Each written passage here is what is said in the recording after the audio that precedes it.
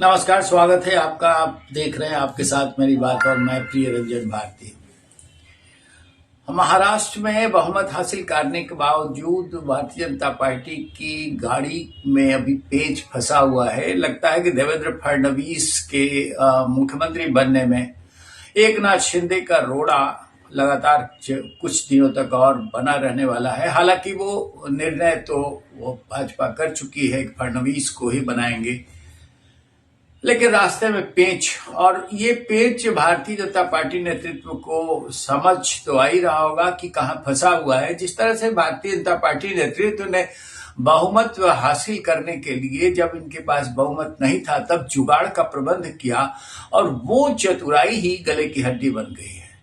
लेकिन अब गले की हड्डी झारखंड में तो नहीं बनी। झारखंड में भारतीय जनता पार्टी का माइन्यूट मैनेजमेंट कैसे गच्चा खा गया, इसकी समीक्षा भरसक होनी चाहिए थी। और समीक्षा बैठक जो झारखंड की राजधानी में हुई है, उस समीक्षा बैठक का जायजा लेने के लिए आपके समक्ष बैठा हूं कि समीक्षा ऐसे अगर होती रहेगी तो भारतीय जनता पार्टी शीर्ष नेतृत्व के हाथ इसी तरह के नतीजे आते चले जाएंगे। महाराष्ट्र की बात तो और है, अभी बिहार में चुनाव होने हैं और उत्तर प्रदेश जैसे कई राज्यों में चुनाव होने बाकी है।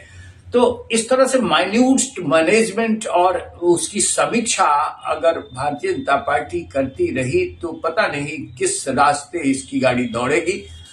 समीक्षा बैठक हुई। हार की समीक्षा बैठक में बहुत सारे कारणों को गिनाया जाता है, लेकिन उन कारणों को गिनाने के लिए साथ साथ ये भी मौजूद होता है कि दारो मदार प्रचार अभियान का जिसके कंधों पर हो, या फिर पूरी पार्टी कैसे चुनाव लड़ेगी इसका मैनेजमेंट जिनके हाथों हो, वो तो उपस्थित रहे ही। लेकिन समीक्षा बैठक में वो दोनों ही शख्सियत नदारत थे जिनके कंधों पर चुनाव की पूरी कमान सौंपी गई थी। जी हां, आसाम के मुख्यमंत्री हेमंत बिस्वा एक बड़ा आदिवासी चेहरे को सामने भारतीय जनता पार्टी ने रखा कि झारखंड हम जीत लेंगे, लेकिन हेमंत बिस्वा समीक्षा बैठक से नदारत थे। और साथ साथ पूर्व मध्य प्रदेश के पूर्व मुख्यमंत्री और वर्तमान में केंद्र सरकार के कृषि मंत्री शिवराज सिंह चौहान भी समीक्षा बैठक में नहीं थे। इन दोनों के कंधों पर ही भारतीय जनता पार्टी ने पूरी की पूरी कमान सौंप रखी थी। अब ये जो एक और महत्वपूर्ण बात यह है कि लक्ष्मीकांत वाजपेयी जो उत्तर प्रदेश भाजपा के नेता हैं, वो प्रभारी हैं, और प्रभारी झारखंड में जब बनाए गए थे तब उन्होंने जिस तरह का मैनेजमेंट किया उसकी जिम्मेवारी तो उनके कंधों पर जाती है कि इस तरह से चुनाव का प्रबंधन उन्होंने किया था, जिस तरह से टिकट के बंटवारे हुए और सामंजस्य विभिन्न घटक दलों के बीच स्थापित हुआ, वो सारी जिम्मेदारी उनकी देखरेख में हुआ। इसलिए ये सारी जिम्मेदारी उनके कंधों पर भी जाती है। ये लक्ष्मीकांत वाजपेयी तो मौजूद थे, लेकिन ये बहुत सारी बातें वो अनसुना कर गए और अनसुना करने की वजह सामने नहीं आ पा रही। इन भारतीय जनता पार्टी नेतृत्व ने जिस तरह से चंपई सोरेन को कोल्हान में बाबूलाल मरांडी के समानांतर खड़ा किया था, और बाबूलाल मरांडी का नाम तक प्रधानमंत्री ने रैली में नहीं लिया, चंपई सोरेन को आगे बढ़ाते रहे। वहां का हालात, वहां के नतीजे जब आए हैं तो आपको बताने की आवश्यकता नहीं है कि चंपई सोरेन के पुत्र ही चुनाव हार गया। इसी तरह से अगर हम दुमका में देखें तो लुइस मरांडी की जितनी फजीहत हो गई है वो भी अपने आप में गौर करने वाला विषय है। और बहुत सारी महत्वपूर्ण सीटें छोटा नागपुर से लेकर के कोलान तक और दूसरे क्षेत्रों में भी पार्टी बुरी तरह से हार गई। आखिर ये कैसा माइन्यूट मैनेजमेंट था? और हेमंत बिस्वा को सामने रखकर के भारतीय जनता पार्टी ने जो संदेश आदिवासियों में देना चाहा, क्या वो बिल्कुल गले से नहीं उतर पाया लोगों के? आदिवासी उस पर भरोसा नहीं कर पाए, या गैर आदिवासी क्षेत्रों में भी इनकी चली नहीं, इनका तुक्का नहीं चला। इन सब का विश्लेषण बाजाबता होना चाहिए था। एक और खास बात उभर करके सामने आई थी कि जयराम महतो सबसे पहले भारतीय जनता पार्टी के संपर्क में आए थे, लेकिन जयराम महतो को तरजीह देने के बावजूद जयराम महतो को तरजीह देने के इरादे भारतीय जनता पार्टी नेतृत्व ने नहीं तय किए, उनको जाने दिया। उनके बगले उनकी जगह सुदेश महतो को महत्व दिया और सुदेश महतो का जो हश्र हुआ है झारखंड विधानसभा चुनाव में, वो आपके सामने है।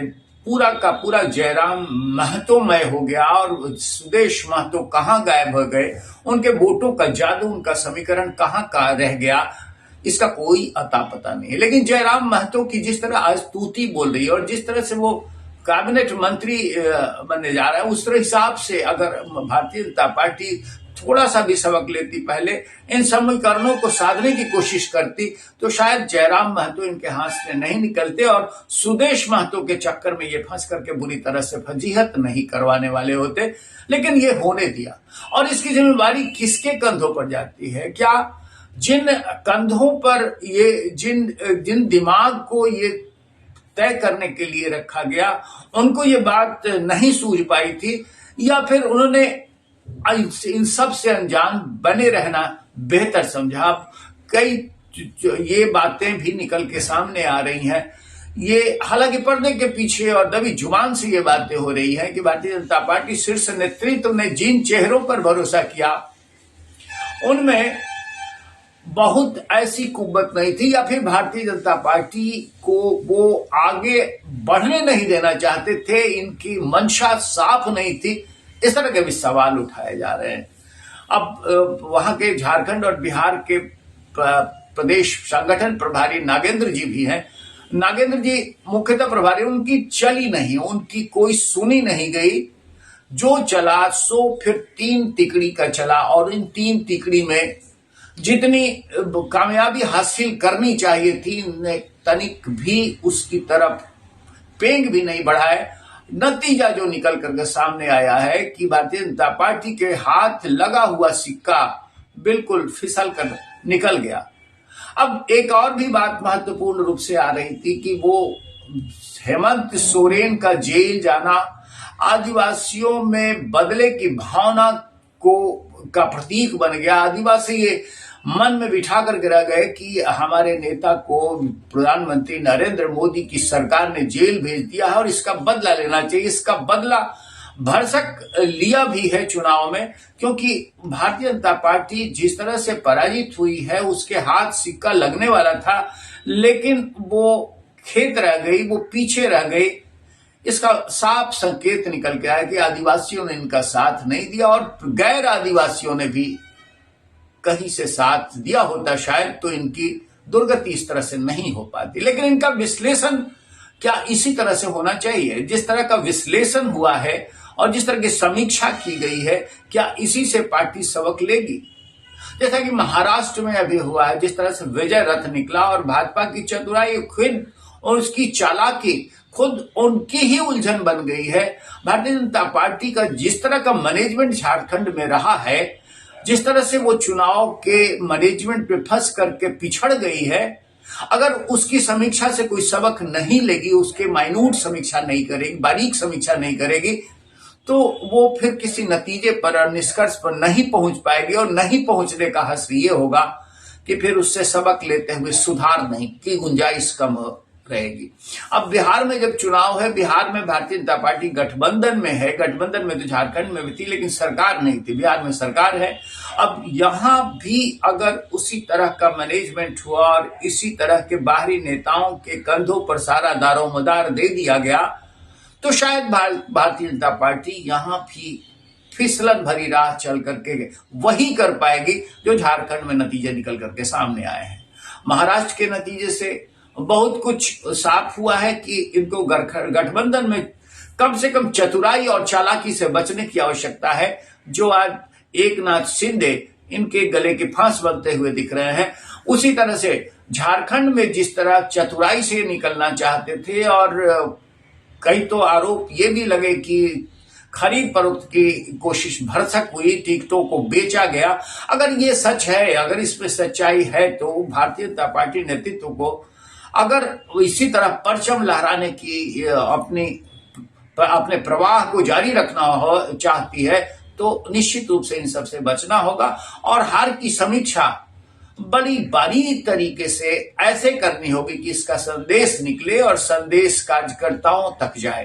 कार्यकर्ता अगर मन मार करके बैठ जाते हैं चुनाव में तो जो पार्टी चुनाव लड़ती है उसकी फजीहत हो जाती है। और यहां भी झारखंड में भी इसी तरह के संकेत मिले हैं, इस तरह की खबरें आई हैं कि कार्यकर्ताओं का उत्साह फीका पड़ गया था और शायद इसकी वजह थी कि टिकटों में कहीं हेराफेरी हुई, मनचाहे तरीके से टिकट बांटे गए। और इसके पीछे चाहे जो भी आरोप लगे, उनके पीछे मैं नहीं जाना चाहता हूं, लेकिन इतनी बात सच साबित होती नजर आ रही है कि समीक्षा बैठक से भी इसी तरह से औपचारिकता बस पूरा करने की कोशिशें जो की गई हैं वो एक गलत संदेश देगा और भारतीय जनता पार्टी जिस मिशन को लेकर के चलना चाहती है उसमें आगे और फिसड्डी साबित होती चली जाएगी।